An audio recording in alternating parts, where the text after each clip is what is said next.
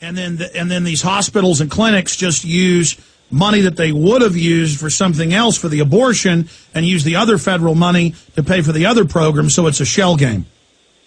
Yeah, and that whole thing in that process, which was very annoying when they couldn't agree on the abortion language, so Obama, it was easy for him. All right, if you guys won't write a law, I'll write a law. I'll write my own law. I'll send up an executive order, and I will state the Hyde Amendment. Now, they argued back and forth. Some of the conservatives said, oh, well, that won't count. That isn't, the executive order isn't the law of the land. I don't think that was the right argument, because it is the law of the land. The reason it isn't effective is what you hinted at, is that the Hyde Amendment, I don't think ever did that much. You have to strike all the funds to all these pregnancy centers that are doing abortion. They say, well, the Hyde Amendment says you can't use any funds for abortion. Oh, yeah, but you can use them for birth control pills. So they just shift them. The money is all fungible. And when the money gets shifted over, they go ahead and do the abortion. So that was all a con game. But it emphasized the process on how that whole thing was being passed. But this bill, in addition to what I said earlier, has put a lot more obstacles between the doctor and the patient. We've always, in recent years, we've had insurance companies and HMO companies and drug companies, but now we're going to have a lot of bureaucrats making decisions about how to practice health care. And that, of course, it'll cost a lot more money, but the money's going to go to paying bureaucrats and paying extra people to push papers around.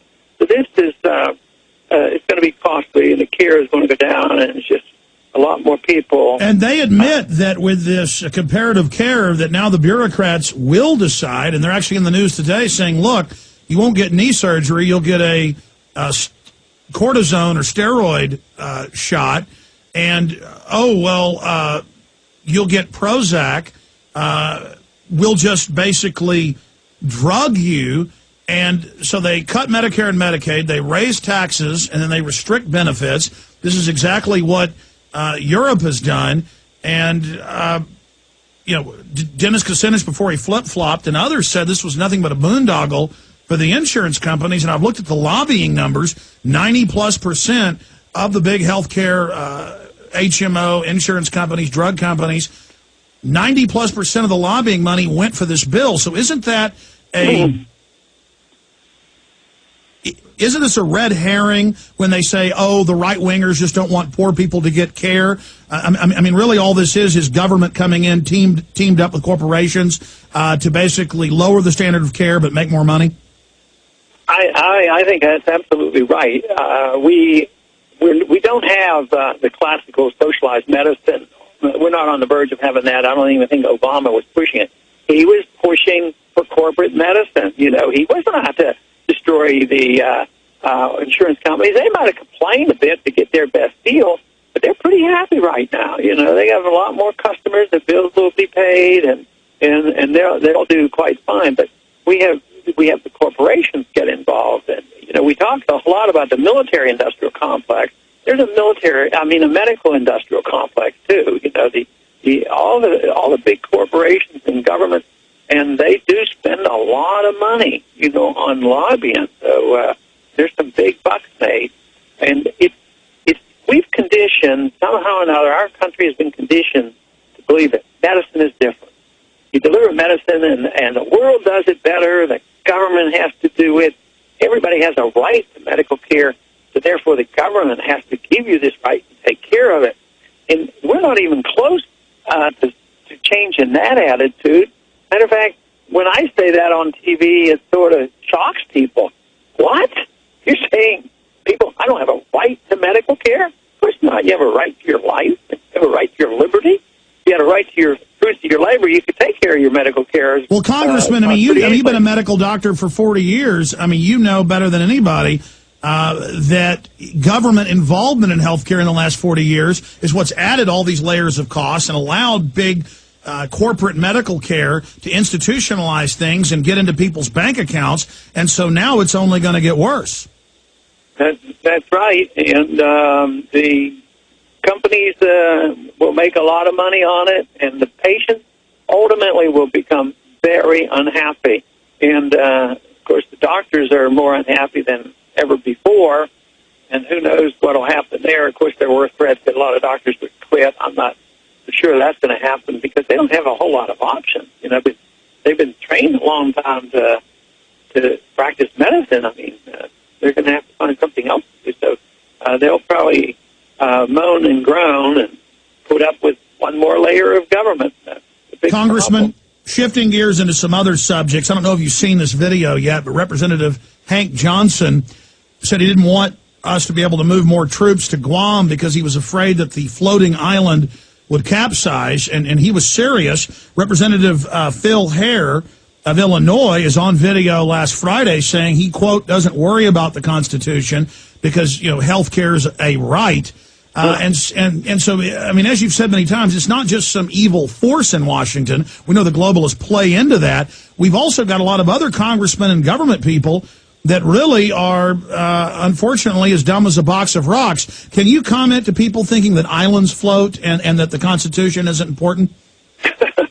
Well, I didn't hear it, but you say he sounded like he was serious? Yes. That's pretty bizarre. But I think even there once was not too long ago a Republican president that said something rather careless about his conviction that we're supposed to follow the Constitution. I mean, I guess what amazes us and shocks us is to actually say it. We know they either are totally ignorant and don't understand the Constitution, or they don't have any respect and they don't care about following it. But for them to say that, oh, we don't have to do that, we don't want to do it, we don't need to do that, I think it's still shocking for somebody to actually say that. It is. We've only got about 3-4 minutes left with Congressman Ron Paul today. I wanted to bring up your son in Kentucky, Rand Paul, in many polls, 10 points ahead the Democrat and Republican challengers, showing that this anti-incumbency and this hunger for a constitutionalist-type candidate runs across party lines, and the Republican Party has, in Politico and other publications, said they are gunning for your son, who is a true conservative and a libertarian.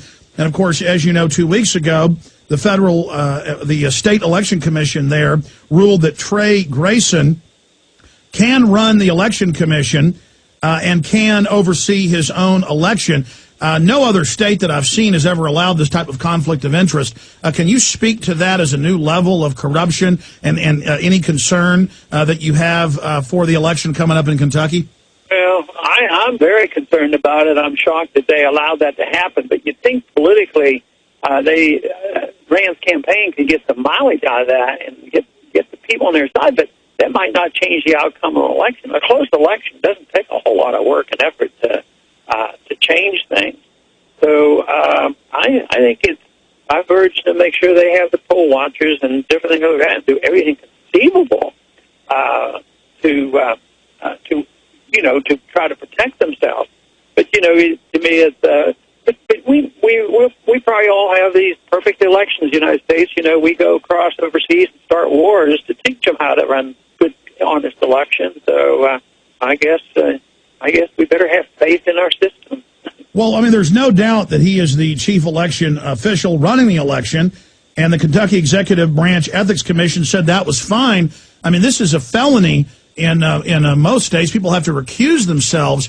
I mean, on its face, he's got all these employees that know that they're going to end up being in a senatorial office. So even if he doesn't want to cheat, I mean, there's no doubt you're going to end up having county officials and others that have been promised jobs that are going to steal votes if it looks like their candidate's going to lose. And your son's 10 points ahead. And so if he doesn't win, ladies and gentlemen, something is rotten in the state of Denmark.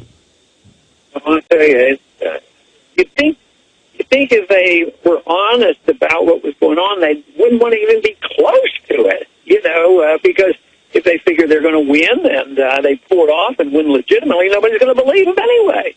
So you would think they would be, the Grayson people would be the ones that would want to be away from it so that they wouldn't have that controversy.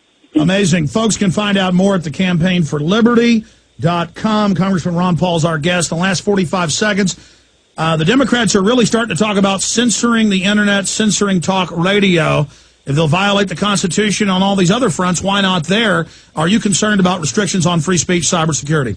Oh yeah. I think I think the other day when we had a cybersecurity vote, I don't know if there was anybody else, but anything touching the internet or communications, I will not vote for, and they're always wanting to do that. No, I think some of the talk I've heard about this, that we need more government management of the media to get a better balance. Pretty scary stuff. So that Congressman, we're going to break. I know you've got to go, but I need to tell you something during this break, so please hold for one moment.